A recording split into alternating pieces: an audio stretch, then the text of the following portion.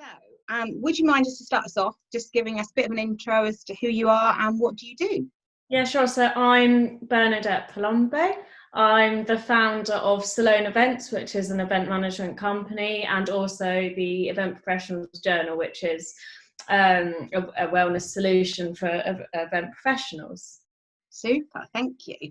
So a lot of people consider when they think about sustainability of just focusing on the sort of the environmental and the sort of the climate change angle.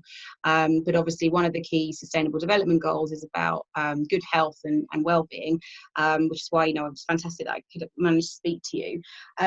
How do you think, or why was that important for you to sort of get into the sort of the wellness side of the event industry? I mean, I think you said that it's the number 5th most stressful job now to be an event manager. So why was that sort of sustainability and bringing well-being into what you were doing so important to you? Well, mainly because when I was in the corporate event world before I started off on my own, the burnouts I kept getting weren't sustainable. I couldn't keep on doing my job, and if I tried to, I wasn't myself in the slightest. It was incredibly stressful, and from that, everything gets affected: your personal life, work relationships. Sometimes it does then affect the event itself, and you don't deliver your best work. So it got to a point where both my personal life and work life were struggling, and I just couldn't sustain it anymore. So I had to look at ways that I could look after myself, so that I could deliver my best work, I suppose, and be happy. So I started journaling, and that's then how the Event Professionals Journal was kind of born, because I was using it and it naturally was more suited to event professionals because that's the industry I was in. And after some feedback from other people that I'd kind of recommended to use it, use that kind of format, that's then how it got turned into kind of a solution for everyone. Here it is. Look, I got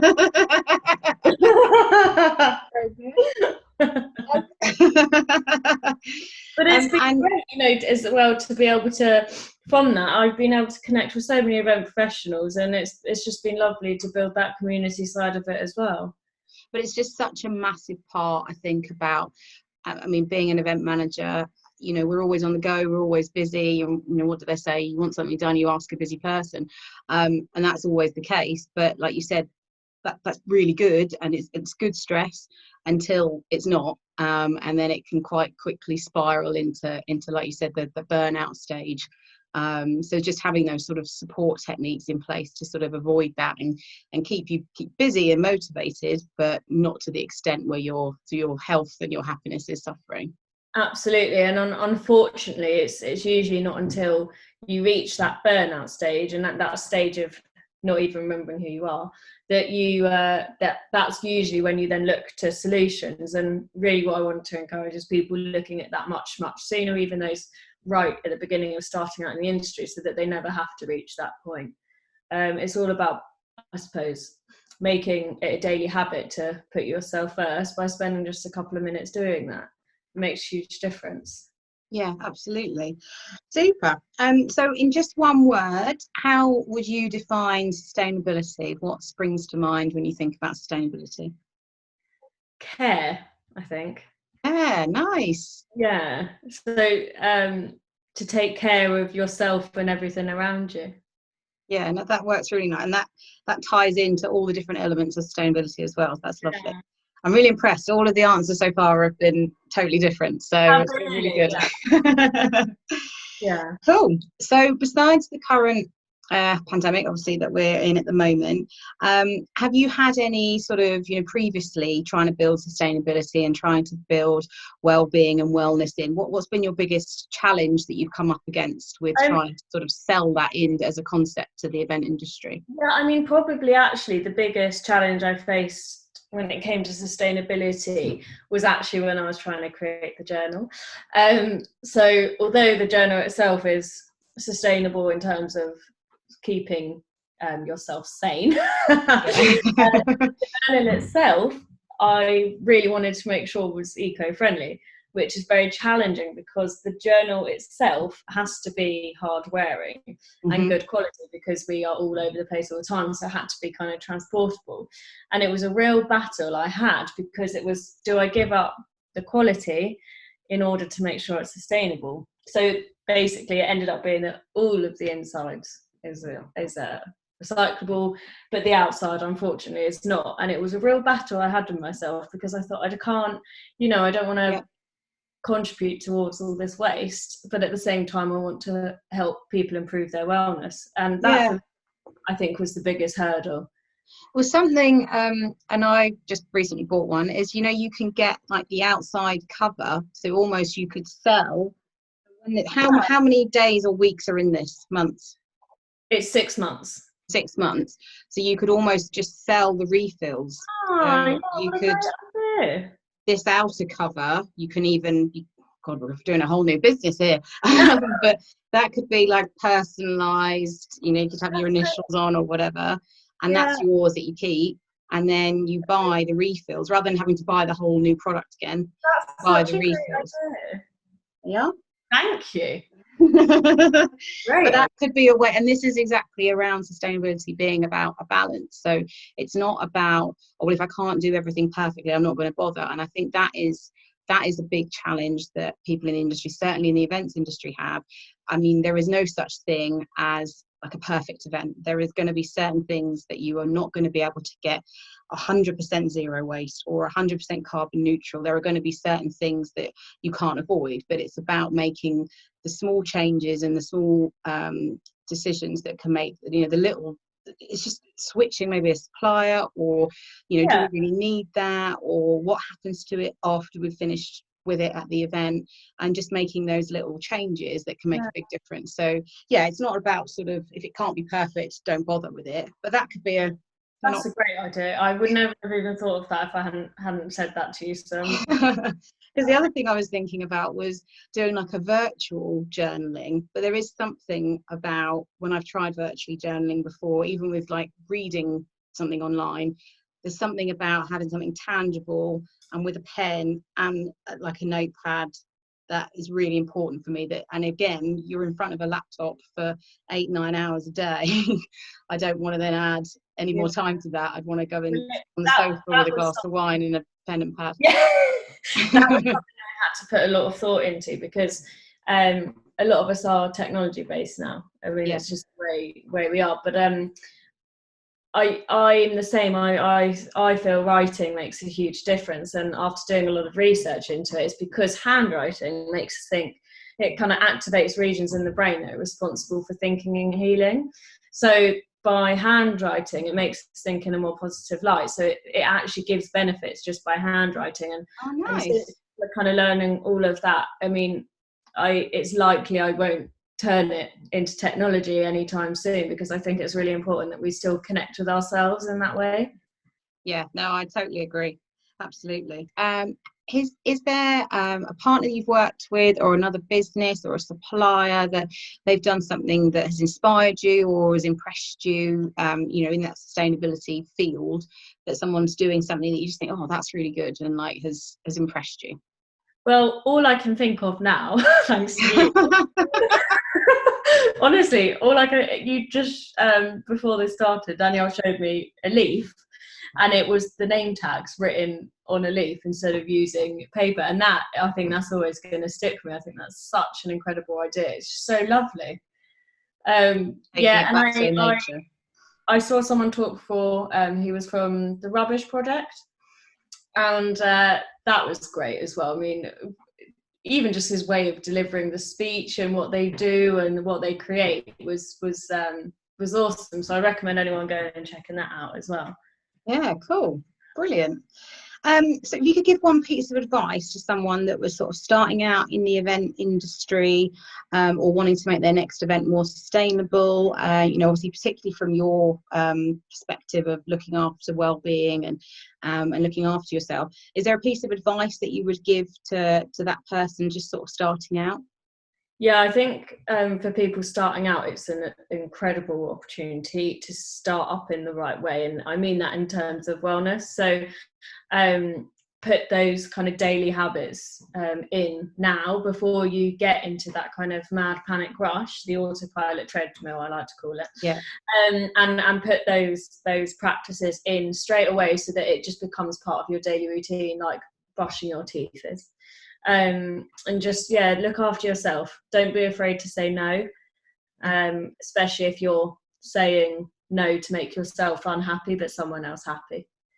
Yeah, totally. And I think, we are seeing more and more events building in well-being and wellness into events. So whether that's hosting an event in, a room that's got natural daylight in it, or building in sort of activities or time outside so that you're getting that sort of, just getting up and about and just feeling a bit more energized, even down to, building in yoga sessions during networking breaks and, meditation and mindfulness. And I really think that it's becoming a lot more focused as being essential as part of an event for your attendees as well as, your crew, because I think, you've got to look after everyone that's involved in the process. So I am seeing that more and more, which is really nice. And I think on that point as well, this is something I learned when I worked at Philips in their events team. Before any single meeting started, they would do a check-in. And that was like 2 questions. So how are you feeling today? Do you have any distractions, for example? Yeah. And you'd have to go around the table and everyone be completely honest. And it just made you help realise if people aren't actually present in the room because they've got so much other stuff going on, and what's actually going on ahead. And that stemmed from a helicopter crash, because the pilot had checked absolutely everything that they have to kind of, with the helicopter, but no one checked in with the pilot himself. And it kind of stemmed from that on actually, that's kind of the most important part, how the actual person is doing and how they're feeling as to whether they're capable to complete the job in the right way.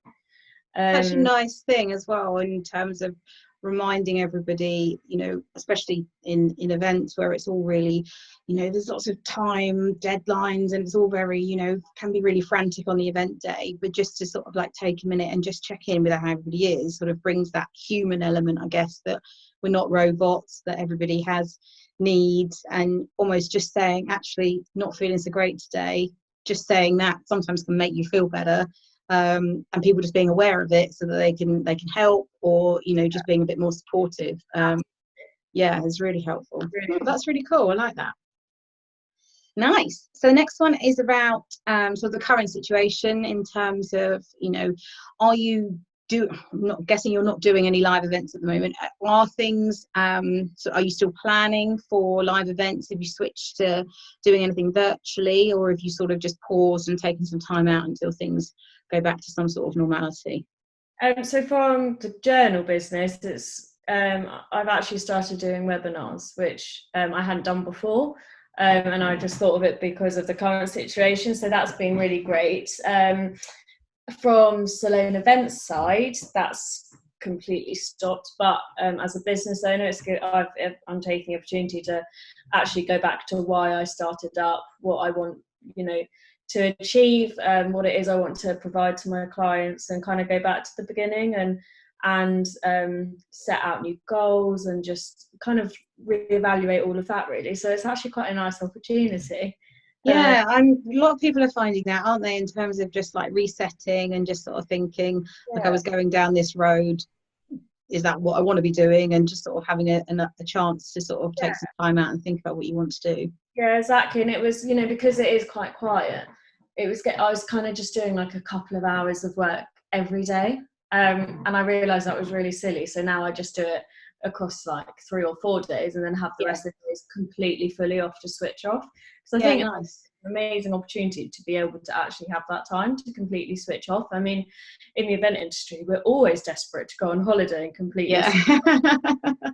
So I'm trying to take that kind of angle with it as well. Yeah, definitely. And in terms of live events, when do you think things will be going? The famous question. What are you sort of thinking in terms of planning of live events, either attending, speaking at, or hosting? What do you think? That's tricky. I think, that's hard. I think the industry is saying autumn, September. There are a couple of things I've seen in the diary over the summertime, which I think is just too soon.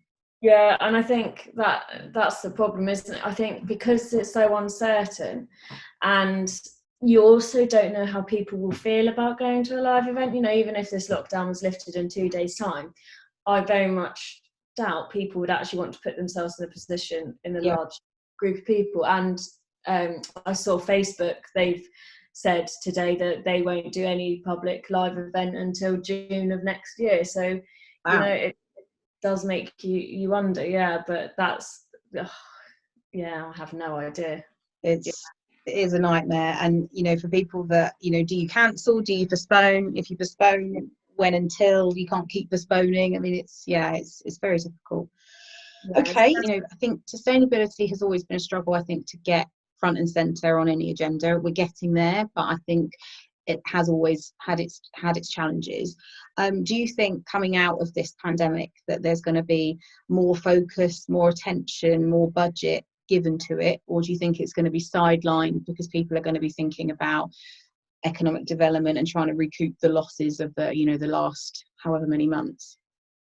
Where do you think it will go? I think there might be two angles to that. I mean, it's hard to kind of predict the future in that aspect, but I think there's two angles, and that from a sustainable point of view, I imagine travel costs will massively decrease because people now are aware of how easy it is to do these kind of things, over a webinar, which might then affect how companies think about their business travel and the expense that makes, which will then obviously help.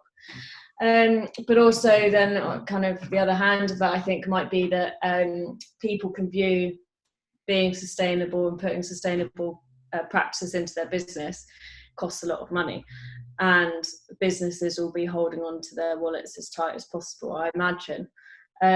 So that's a tricky question, but I think that there'll be two sides to that. Yeah, and it's hard. I mean, I think from my perspective, and obviously a lot of issues of people going sustainable is, well, it's going to cost me more money, which, in some situations it can do. In other situations, it can save money. But I think what I'm hoping that businesses are going to be thinking about sustainability as being the only way to sort of future-proof your business. So it's connected to, the economic part of your business, the social side, the environment, they're all linked. But yeah, like you say, it's whether or not in the short term people will be thinking like that, whether or not it's just going to be focusing. We need to get on with, making up for lost time. So yeah, Chelsea. And how optimistic do you think are you about live events? I mean, I don't think things will go back to normal as we've grown to know it. I think there'll be a new normal, but in terms of live events still being required, virtual events not replacing live events, do you think there's still going to be a need for them? And how do you think that they might be different or should be different as we sort of come out of this pandemic? I think live events will always be very important. People love face-to-face contact, and imagine when you go to like a concert, the feeling you get from just being in the room, like absorbing the atmosphere, feeling the beat go through your body. You can just never replicate that feeling through a webinar or anything. And I think people will definitely value them. I think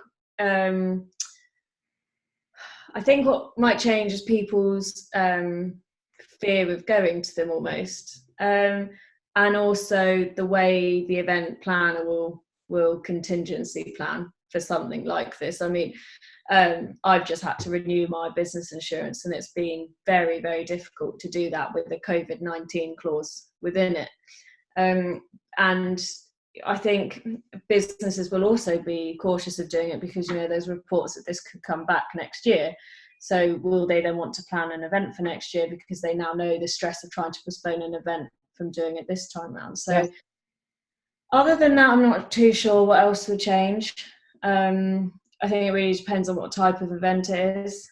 There are talks of certain events such as, Formula One not being able to continue because sponsorships have gone to waste this year. So I think there might be some events, perhaps hopefully not Formula One, that we see won't be in existence anymore, which would be a real shame. But we just have to wait and see, don't we? Absolutely. I do agree, though. I think there's certainly going to be some adaptations made, and certainly things that you're going to have to consider that you wouldn't have before. Even when you think about sort of catering and how many networking receptions do you go to, and it's sort of past days, and now you're going to be thinking, who's breathed on that? don't fancy that myself. You know, and I don't know, but how long does that last? How long do people remember, actually that was a really bad time? You know, how quickly do you forget? I don't know, it's going to be very interesting. It takes something like 2 to 6 weeks or something to build a habit, and for that period, for however, 8-9 weeks now, the fact of washing your hands and cleaning surfaces and all of that stuff has been drilled into us. Yeah.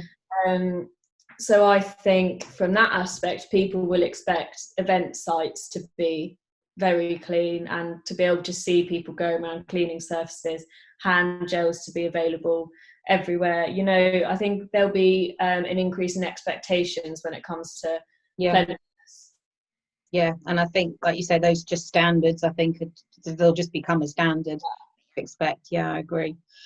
Cool. And then the last question then, most important of all, what is the first thing that you're going to do when you're allowed out again and lockdown is lifted? What's the first thing on your to-do list? I'm just going to go and hug my whole family. Oh, I can't wait. You know, it's something you just completely take for granted.